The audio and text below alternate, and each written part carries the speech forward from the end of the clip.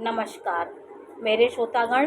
मैं आपको नक्षत्रों के बारे में जानकारी दे रही हूँ कि देखिए, आकाश मंडल में 27 नक्षत्र होते हैं और 27 नक्षत्रों में चंद्रमा जैसे जैसे जिस जिन नक्षत्रों में गोचर करता है वैसे वैसे राशियों का निर्माण होता है। जिस नक्षत्र में कौन सी राशि आएगी, उस नक्षत्र में गया, कौन से चरण में गया है, चंद्रमा आपका कितने डिग्री का है, ये सब से आपके राशियों का निर्माण होता है। तो 27 नक्षत्र आपको जानने की बहुत ज़रूरत होती है कि 27 नक्षत्र में पहला नक्षत्र अश्विनी नक्षत्र होता है, जो मूल का नक्षत्र होता है। उसके बाद अश्विनी नक्षत्र के बाद 9वां नक्षत्र आता है, वो आश्लेषा नक्षत्र होता है, वो मूल का नक्षत्र होता है। फिर मघा नक्षत्र आता है, 10वां नक्षत्र मघा नक्षत्र आता है। मघा नक्षत्र के बाद फिर आपका जो मघा नक्षत्र के बाद 9वां मघा नक्षत्र से गिनिए तो 9 की संख्या में 3 भाग में कर लीजिए तो आपको मूल समझने में दिक्कत नहीं होगी। जैसे 9 नक्षत्रों को एक लाइन में लिख लीजिए, 9 को एक लाइन में लिख लीजिए, 9 को एक लाइन में लिख लीजिए। तो पहला और 9वां वो मूल का नक्षत्र है। फिर पहला और 9वां मूल का नक्षत्र होता है, फिर पहला 9वां। उसी प्रकार फिर उसके बाद मघा आया। मघा के बाद ज्येष्ठा नक्षत्र मूल का नक्षत्र होता है। फिर मूल नक्षत्र एक होता है, वो बहुत घातक नक्षत्र होता है, मूल नक्षत्र। उसके बाद रेवती नक्षत्र, ये सब मूल के नक्षत्र होते हैं। 27 नक्षत्र मूल के नक्षत्र हो गए। पहले नक्षत्र में जो राशि आती है, जो मूल के नक्षत्र में जो राशियाँ आती हैं, वो मेष राशि है, वो मूल राशि के अंतर्गत आती है। और दूसरी राशि है कर्क राशि, वो भी मूल नक्षत्र में आती है, वो आश्लेषा नक्षत्र में वो आ जाती है कर्क राशि। और मेष राशि अश्विनी नक्षत्र में आती है। तो दोनों मूल के नक्षत्र हो गए, राशियाँ हो गई। फिर सिंह राशि मूल में आती है, वो मघा नक्षत्र उसका हो गया। उसके बाद फिर वृश्चिक राशि आती है। वृश्चिक राशि भी मूल की होती है, उसमें ज्येष्ठा नक्षत्र आता है। फिर आ गया धनु राशि। धनु राशि मूल की राशि होती है, उसमें मूल नक्षत्र आता है। मूल नक्षत्र में चारों चरण मूल के आते हैं। और फिर उसके बाद लास्ट का जो नक्षत्र राशि होती है, वो मीन राशि होती है, वो मूल में आती है। तो सब नक्षत्रों के अलग अलग सिंबल बताए गए हैं। अलग अलग नक्षत्रों का, तारों का एक समूह होता है, वो नक्षत्र के रूप में आकाशमंडल में उस तरह वो उसकी आकृति बन जाती है। तो नक्षत्रों के तारों के समूह को हम नक्षत्र कहते हैं।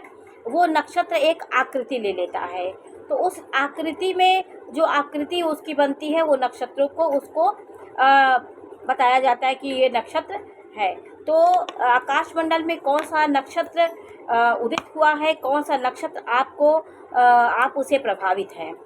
आकाशमंडल में कितने उपग्रह, तारे और कितने भी ग्रह हैं जो हमें दिखाई नहीं पड़ते हैं, लेकिन हमारे वो शरीर में निरंतर वो काम करते रहते हैं। जैसे बृहस्पति है, हम अपनी आँखों से उसको नहीं देख पाते हैं। मंगल है, बहुत ऐसे ग्रह हैं जो नहीं देख पाते हैं। कुछ साक्षात हम उसका दर्शन कर पाते हैं, जैसे चंद्रमा है, उसकी कोमलता को, उसकी सुंदरता को सब हम अपनी आँखों से देखते हैं। और सूर्य के तेज को भी हम सहन करते हैं और जानते हैं कि सूर्य की गर्मी हमें लग रही है। इसी प्रकार बहुत ऐसे ग्रह हैं जिनका असर हमारे व्यक्तित्व पे, हमारे स्वभाव पे वो निरंतर पड़ता रहता है।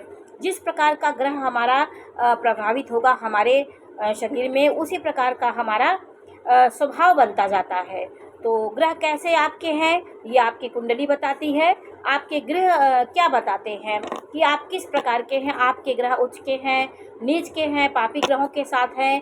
आपका क्या व्यक्तित्व होगा, आप गरीब होंगे, अमीर होंगे, आपका विवाहित जीवन कैसा होगा, 12 भाव में से कौन सा भाव आपका मजबूत है, ये सब आपकी कुंडली से निर्धारण होता है। 12 राशियाँ होती हैं, मेष राशि, वृष राशि, मिथुन राशि, कर्क राशि, सिंह राशि, कन्या राशि, तुला राशि, वृश्चिक राशि, धनु राशि, मकर राशि, कुंभ राशि और मीन राशि। इन 12 राशियों के अंदर ये 27 नक्षत्र आ जाते हैं।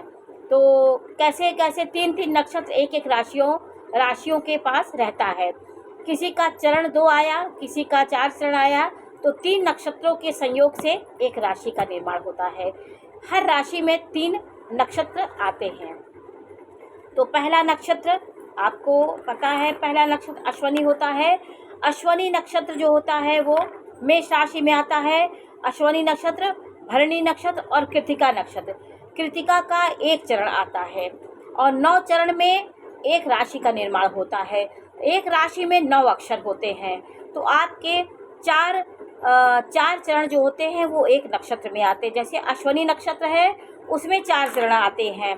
4 चरण में कौन कौन से अक्षर आएंगे? चू, चे, लो, ला, ये अश्वनी नक्षत्र के अक्षर हुए। फिर उसके बाद भरणी नक्षत्र आता है। भरणी नक्षत्र में कौन कौन से अक्षर होते हैं? ली, लू, ले, लो, ये आपके भरणी नक्षत्र के अक्षर हो गए। और कृतिका के एक चरण से आपके मेष राशि का निर्माण होता है। तो कृतिका एक चरण में कौन सा अक्षर है? आ। तो आपके 9 चरण 9 अक्षरों से 3 राशियों के सम्मिश्रण से एक राशि का निर्माण होता है। 3 नक्षत्रों के सम्मिश्रण से। और एक इसमें एक आया है, कृतिका का एक चरण आया है। अब आपका ये एक राशि का निर्माण हो गया। 3 नक्षत्रों से एक राशि का निर्माण हुआ, मेष राशि का। अब वृषभ राशि का कैसे निर्माण होगा? वो आपके कृतिका के 3 चरण को ले लीजिए और रोहिणी के 4 चरण और मृगशिरा के 2 चरण से वृषभ राशि का निर्माण होता है। वृष राशि का निर्माण होता है। जो हमारे भगवान श्री कृष्ण की राशि थी उनका नक्षत्र रोहिणी था और इनके नक्षत्र में कृतिका नक्षत्र आता है, वृषभ राशि में रोहिणी आता है और मृगशिरा नक्षत्र के 2 चरण वृषभ राशि में आ जाते हैं। तो ये हमारे नक्षत्रों की जानकारी इसी प्रकार होती है। और मृगशिरा के 2 नक्षत्र और आद्रा के 4 चरण और पुनर्वसु के 3 चरण से हमारी मिथुन राशि का निर्माण होता है। और कर्क राशि का निर्माण कैसे होता है? आपके पुनर्वसु के 1 चरण, पुष्य के 4 चरण और अश्लेखा के 4 चरण से कर्क राशि का निर्माण होता है। तो ये सब चीज़ें आपके नक्षत्रों पे निर्भर करती हैं। तो आज मैंने आपको कर्क राशि तक की जानकारी दी। मैं ऐसे आपको रोज़ इस तरह 4 राशियों के बारे में मैं जानकारी दूंगी। तो ये जानकारी आपको कैसे लगी हमें अवश्य बताइए। चैनल को लाइक करिए, सब्सक्राइब करिए। मैं इसी प्रकार की जानकारी देती रहूँगी। नमस्कार।